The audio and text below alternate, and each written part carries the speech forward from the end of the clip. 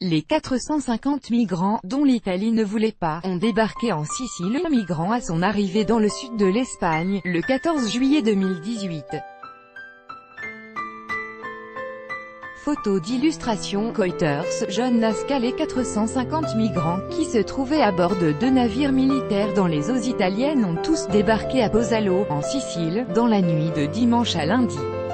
L'autorisation de débarquement de tous les migrants est arrivée tard dans la soirée. La décision est intervenue après que 5 pays de l'Union européenne, la France, l'Espagne, le Portugal, Malte et l'Allemagne, ont décidé de prendre chacun 50 migrants. Aujourd'hui, pour la première fois, nous sommes en mesure de dire qu'ils ont atterri en Europe, a déclaré la présidence du Conseil des ministres. Le terrible voyage des migrants, qui se trouvaient depuis des jours sur 2 navires face au port de Pozzallo, s'est achevé dans la nuit avec leur débarquement, a déclaré Roberto Amatuma, maire de Pozzallo, dans le sud de la Sicile. Un navire de l'agence européenne Frontex et un autre des autorités italiennes avaient secouru quelques 450 migrants, qui se trouvaient sur un bateau surchargé en Méditerranée, au large de l'île de Linosa, à 100 miles nautiques de Malte. Matteo Salvini, ministre de l'Intérieur, refusait de les laisser débarquer et insistait pour qu'ils retournent vers Malte, voire la Libye.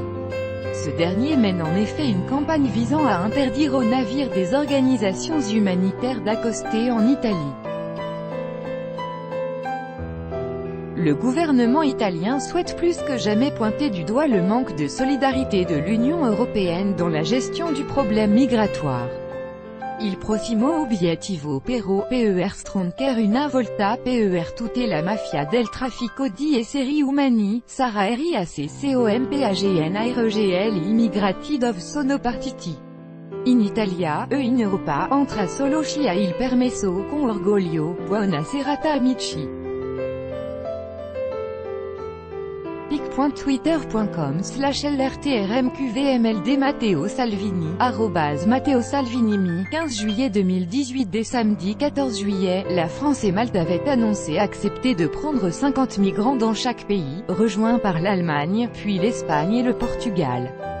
Pour le Premier ministre Giuseppe Conte, c'est un véritable succès, c'est ça la solidarité et la responsabilité que nous avons toujours demandé à l'Europe et qui maintenant, après les résultats obtenus lors du dernier Conseil européen, commence à devenir réalité, a-t-il souligné.